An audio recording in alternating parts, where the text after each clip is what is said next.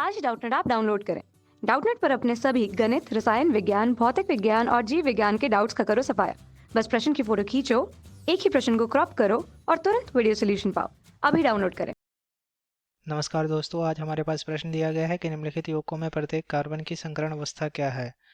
तो इसमें का, खा, गा, घा, अंगा ये 5 कार्बनिक यौगिक दिए गए हैं। ठीक है, इन सभी में कार्बन का संकरण बताना है। तो कार्बन का संकरण बताने से पहले कुछ चीज़ें ध्यान रखते हैं कि अगर पाई बंधों की संख्या, इंपॉर्टेंट पॉइंट है, यहाँ पर पाई बंधों की संख्या और इधर संकरण के प्रकार, संकरण के प्रकार। तो अगर पाई बंधों की संख्या जो है 0 है तो उसका संकरण sp3 होगा, और अगर पाई बंधों की संख्या 1 है तो उसका संकरण sp2 होगा, और अगर पाई बंधों की संख्या 2 है तो उसका संकरण sp होगा। ठीक, तो ये चीज़ें ध्यान रखिएगा कि अगर पाई बंधों की संख्या 0 है तो उसका संकरण जो होगा sp3 होगा, और 1 होगा तो sp2 होगा, और 2 होगा तो संकरण sp होगा। ठीक, तो पहला जो यौगिक दिया गया है का नंबर, वह है CH3Cl। तो इसकी संरचना बना लेते हैं। तो इसकी जो संरचना बनेगी इस तरह से बनेगी। 3 हाइड्रोजन परमाणु जुड़े हुए हैं, 1 क्लोरीन परमाणु जुड़े हैं। इस कार्बन के पास कोई भी पाई बंध उपस्थित नहीं है, तो इसमें पाई बंधों की संख्या 0 है, इसलिए इसका संकरण sp3 होगा। क्यों? क्योंकि पाई बंधों की संख्या इसमें 0 है। ठीक है, तो जो संकरण इसका प्राप्त होगा इस कार्बन का, वो sp3 होगा। अब इसी प्रकार से खा नंबर दिया गया है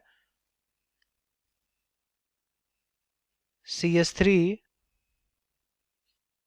का होल ट्वाइस CO। ठीक, तो सबसे पहले इसकी संरचना बना लेते हैं। तो इसकी संरचना कैसे बनेगी, इस कार्बन के साथ 2 CH3 जुड़े हुए हैं। ठीक है, तो इसकी भी संरचना बना लेते हैं। इस कार्बन परमाणु के साथ 2 CH3 जुड़े हुए हैं,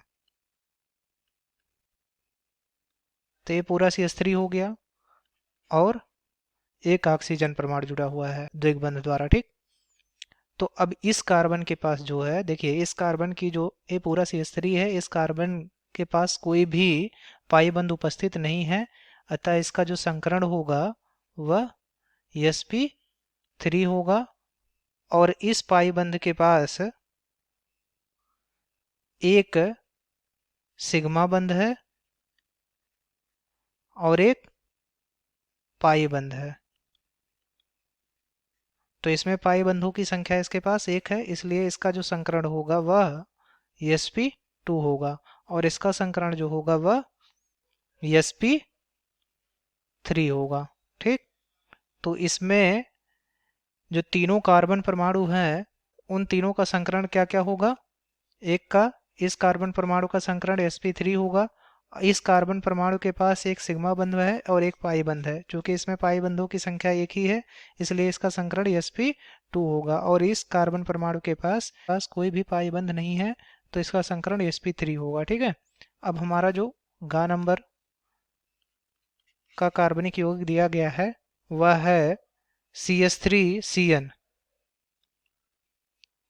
ठीक है, तो इसका संरचना बना लेते हैं। तो इस कार्बन परमाणु के साथ 3 हाइड्रोजन परमाणु जुड़े हुए हैं और एक कार्बन परमाणु। तो इस कार्बन परमाणु के साथ नाइट्रोजन जुड़ा हुआ है त्रिक बंध द्वारा। तो इस त्रिक बंध में 2 बंध तो पाई बंध है, और एक बंध जो है सिग्मा बंध है। ठीक, ये जो कार्बन प्राप्त हो रहा है इसमें कोई भी पाई बंध उपस्थित नहीं है, इसलिए इसका संकरण sp3 होगा। और इस वाले के पास 2 पाई बंध है, इसलिए इसका संकरण जो है sp होगा। तो ये जो यौगिक है कार्बनिक यौगिक, इसमें इस कार्बन का संकरण sp3 होगा और इस कार्बन का संकरण sp होगा। ठीक, क्यों? क्योंकि ये जो कार्बन परमाणु है इसमें कोई भी पाई बंध उपस्थित नहीं है, इसलिए इसका संकरण sp3 होगा। और इस कार्बन परमाणु के पास 2 पाई बंध उपस्थित हैं, इसलिए इसका संकरण sp होगा। ठीक है, अब हमारा घ नंबर दिया गया है HCONH3। HCONH3, तो देखिए इसकी संरचना बना लेते हैं। इस कार्बन के साथ एक हाइड्रोजन परमाणु जुड़ा है और एक ऑक्सीजन परमाणु जुड़ा है और NH3 जुड़ा हुआ है। ठीक है, ये पूरी संरचना हो गई। तो इस कार्बन परमाणु के पास यहाँ देखिए द्विग बंध द्वारा ऑक्सीजन परमाणु जुड़ा हुआ है, तो इस बंध में एक पाई बंध होगा और एक जो है सिग्मा बंध होगा। ठीक है, अब चूंकि इसमें पाई बंधों की संख्या 1 है, इसलिए इसका जो संकरण प्राप्त होगा वह होगा sp2 होगा। ठीक, क्यों? क्योंकि ये जो कार्बन परमाणु है इसमें एक पाई बंध उपस्थित है, तो अगर एक पाई बंध उपस्थित होता है किसी कार्बन के पास तो उसका संकरण sp2 होता है।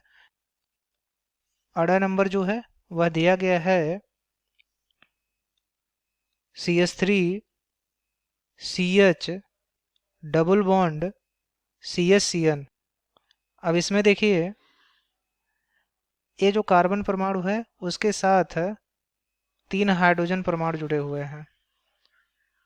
ठीक, और इस कार्बन के पास एक हाइड्रोजन परमाणु जुड़े हुए हैं और इसके साथ द्विग बंध द्वारा दूसरा कार्बन परमाणु जुड़ा हुआ है। ठीक, और यहाँ से एक कार्बन परमाणु नाइट्रोजन परमाणु से जुड़ा है। ठीक है, ये पूरी संरचना हो गई। अब इसमें देखिए ये वाला जो कार्बन परमाणु है इसमें कोई भी पाई बंध उपस्थित नहीं है, इसलिए इसका संकरण sp3 होगा। अब इस वाले में देखिए एक पाई बंध है और एक सिग्मा बंध है, और इस वाले में देखिए 2 पाई बंध होंगे और एक सिग्मा बंध होगा। तो इस वाले कार्बन परमाणु का जो संकरण होगा, चूंकि इसमें देखिए एक पाई बंध है इसलिए इसका संकरण sp2 होगा, और इस वाले में देखिए इस वाले में भी एक पाई बंध है इसलिए इसका भी संकरण sp2 होगा, और इस वाले के पास देखिए 2 पाई बंध है, यहाँ पाई रहेगा, 2 पाई बंध है इसलिए इसका संकरण sp होगा। तब इसमें इस वाले कार्बन परमाणु का जो संकरण प्राप्त होगा वो sp3 होगा, इस वाले कार्बन परमाणु का जो संकरण प्राप्त होगा वो sp2 होगा, और इस वाले कार्बन परमाणु का जो संकरण होगा वो sp2 होगा, और इस वाले कार्बन परमाणु का जो संकरण प्राप्त होगा वो sp होगा। ठीक, तो इस वाले कार्बन परमाणु के पास कोई भी पाई बंध उपस्थित नहीं था इसलिए इसका संकरण sp3 हुआ, और इस वाले कार्बन परमाणु के पास एक पाई बंध उपस्थित है इसलिए इसका संकरण sp2 हुआ, और इस वाले कार्बन परमाणु के पास एक पाई बंध उपस्थित है इसलिए इसका संकरण भी sp2 होगा, और ये वाला जो कार्बन परमाणु है इसके पास 2 पाई बंध उपस्थित हैं इसलिए इसका संकरण sp होगा। ठीक है, तो इस वाले परमाणु का संकरण जो होगा sp3 होगा, और इस वाले कार्बन परमाणु का संकरण sp2 होगा, और इस वाले कार्बन परमाणु का संकरण sp2 होगा, और इस वाले कार्बन परमाणु का संकरण sp होगा। ठीक है, तो आशा करते हैं आपको समझ में आ गया होगा। धन्यवाद। कक्षा 6वीं से 12वीं से लेकर नीट, IIT, जेईई वो एडवांस के लेवल तक 1 करोड़ से ज्यादा छात्रों का भरोसा। आज ही डाउनलोड करें डाउटनेट ऐप या व्हाट्सएप करें अपने सारे डाउट्स 8400 400 400 पर।